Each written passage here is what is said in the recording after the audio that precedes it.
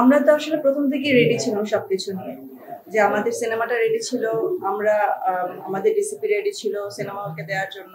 যেখানে আমরা একটু পিছিয়ে পড়ছি সেটা হচ্ছে সেন্সারের জন্য, বাট আলটিমেটলি আপনারা সবাই জানেন সবকিছুর পরে আমরা সেন্সারটা পেয়ে গিয়েছি এবং আমরা সবকিছুতে রেডি। এখন সিনেমা হলে সিনেমা পৌঁছে গিয়েছে, আপনারা ইনশাআল্লাহ আগামীকাল সিনেমা রিলিজ হচ্ছে, আপনারা সবাই দেখতে পাবেন যে দিয়ে রিলিজ হচ্ছে। আর এই পর্যন্ত যতগুলো গান আমরা রিলিজ করেছি আমরা খুব ভালো সাড়া পেয়েছি এবং মোটামুটি আমরা ট্রেন্ডিং এ আছি। দ্বিধা প্রথম যে গানটা আমরা রিলিজ করেছিলাম ট্রেন্ডিং নাম্বার 1-এ ছিল, এবং চাঁদনামা যে গানটা শাকিব ভাইয়ের বার্থডেতে আমরা রিলিজ করেছি সেটাও ট্রেন্ডিং এ গতকাল নাম্বার 1-এ ছিল। আর আমরা মনে করি যে আমাদের যতগুলো গান সিনেমাতে আছে সবগুলোই ট্রেন্ডিং এ থাকবে ইনশাআল্লাহ।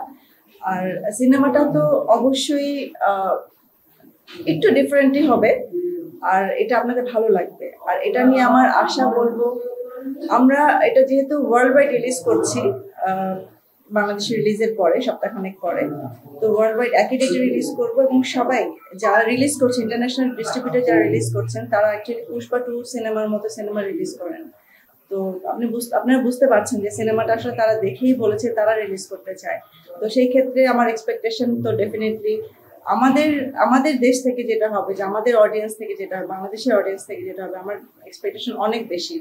আর আমার মনে হয় যে আমার প্রতি তাদের যে এক্সপেকটেশন, অডিয়েন্সের যে এক্সপেকটেশন, অ্যাজ এ প্রডিউসার আমি বলবো যে আমি আমার 100% চেষ্টা করেছি এবং তাদের এক্সপেকটেশনে কোনো কিছুতে কমতি হবে না। আজ পর্যন্ত আমরা তো হল লিস্টগুলো আজকে রিলিজ করব।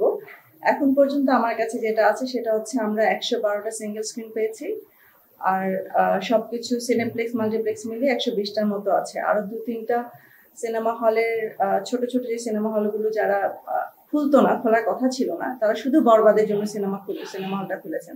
আর আপনারা যেহেতু জানেন যে আমাদের গভর্নমেন্টের এই প্রবলেমগুলোর কারণে, আমাদের গভর্নমেন্ট চেঞ্জ হওয়ার কারণে অনেকগুলো সিনেমা হল বন্ধ হয়ে গিয়েছে, অনেকগুলো সিনেমা হল ভেঙে ফেলেছে। সো 8-10টার মতো সিনেমা হল নাই, যেটা গত বছর ছিল। তো ওই হিসেবে আমার মনে হয় যে আমরা ম্যাক্সিমাম সিনেমা হলটাই পেয়েছি। আর এখন পর্যন্ত অনেকেই চেষ্টা করছে সিনেমাটা নেয়ার জন্য। আর হাই রেন্টালের ব্যাপারটা আসলে কি, যে এখন এই সময়তে সবার কাছে হাই রেন্টাল মনে হচ্ছে, কারণ বিগত 9 মাস ধরে সিনেমা হলগুলো বন্ধ ছিল, কোনো সিনেমা ছিল না। তো এই জন্য সিনেমা হল মালিকদের কাছে মনে হচ্ছে যে এটা একটু হাই রেন্টাল।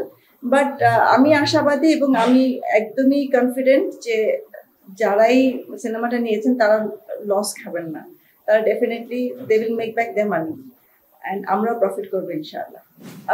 13 লাখের রেন্টালটা আপনারা যেটা শুনেছেন এটা কারেক্ট। আর একটা ব্যাপার কি, সব সিনেমা হল 13 লাখ টাকা দিতে পারে না ভাই। যেগুলো বড় সিনেমা হল তারাই দেয়, যাদের সিটিং ক্যাপাসিটি বেশি। আর যারা ছোট ছোট সিনেমা হল, তার কি মফস্বলের সিনেমা হলগুলো কি করে 13 লাখ টাকা দেবে, যেটা সবাই মনে করে। অনেকেই মানে বলছে যে বরবাদের প্রডিউসার মার্কেট থেকে এখন 10 কোটি টাকা উঠিয়ে দিয়ে গেল। কি করে সম্ভব ভাই? আমাদের তো এত ছোট সিঙ্গেল স্ক্রিন অনেক কমে গেছে। আর মফস্বলে অনেক ছোট ছোট সিনেমা হল যেখানে হয়তো ঠিক মতো সিটিং অ্যারেঞ্জমেন্টও নেই, তো সেখানে আমি 13 লাখ টাকা তাদের কাছ থেকে কি করে দিই? আর এই সময়তে যেখানে আমি জানি যে হল মালিকরা এখন প্রবলেমে আছেন, সেখানে তো এটা তো অসম্ভব। আর 13 লাখ টাকাও আমার কাছে মনে হয় যে এই সিনেমার এটা যত বড় ক্যানভাস সেই হিসেবে এটা খুব বেশি হাই রেন্টাল না, এটা খুব নর্মালি একটা রেন্টাল।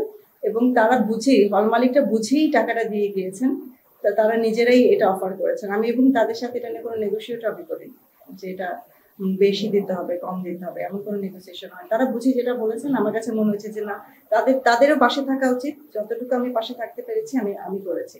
বাট আমারও তো এটা বিজনেস দিন শেষে, তো আমি আমার মতো করে দুই জায়গা থেকে উইন উইন সিচুয়েশনে যেটা সম্ভব ওটা আমি দিয়েছি তাদেরকে।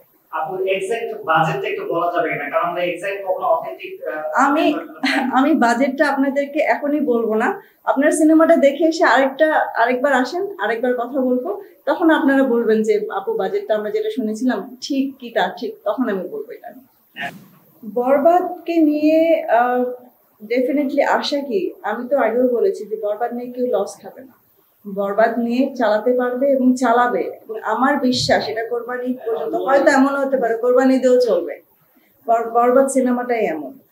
তো এখন যারা মানে ভাবছে যে বরবাদ সিনেমাটা নিয়ে কি হবে বা কি হলো, তারা আসলে কি করতে পারবে, এটা নিয়ে ভাবার আসলে কিছু নেই। আমি আমার দিক থেকে কনফিডেন্ট, অ্যান্ড হল মালিকদের দিক থেকে কনফিডেন্ট, এবং তারা চাচ্ছিল বরবাদ সিনেমা, কারণ অনেক অনেক দিন হয়ে গেল তো আমরা একটা ভালো সিনেমা দেখিনি, একটা বড় সিনেমা দেখিনি তুফানের পরে।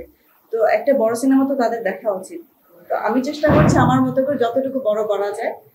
আর ওই ওই হিসেবে তারাও চাচ্ছিল যে এতদিন পরে সিনেমাটা যদি খুলি, একটা সিনেমা হলগুলো যদি খুলি, তাহলে একটা ভালো সিনেমা, বড় সিনেমা দিয়েই তারা ওপেনিংটা করুক। তো এই জন্যই হয়তো বা তারা বরবাদের জন্য এগিয়ে এসেছে। আর আমি যেটা বলবো যে সিনেমা যদি ভালো না হয়, সিনেমা যদি ভালো না লাগতো, তাহলে সিনেমা হল মালিকরা এসে আমার কাছ থেকে এটা নিয়ে যেত না, বা তারাও চাইতো না বরবাদের জন্য। এই পর্যন্ত যা হয়েছে, সাকিবিয়ানরা ছাড়া, অন্যান্য দর্শকদের ছাড়া, এবং হল মালিকরা আমার সবসময় পাশে ছিল। তো আমার কাছে ইভেন সেন্সর বোর্ডেও আমি বলবো, গভর্নমেন্ট থেকেও আমাকে যথেষ্ট সাপোর্ট করেছে। যে তাদের কোনো কারণে যদি মনে হতো যে সিনেমাটা ভালো না বা ভালো হয়নি, তারাও আমাকে সেন্সর দিত না। তো বড় ক্যানভাসে সিনেমা হয়েছে বলেই তারা এটা চাচ্ছে যে সিনেমাটা আসুক।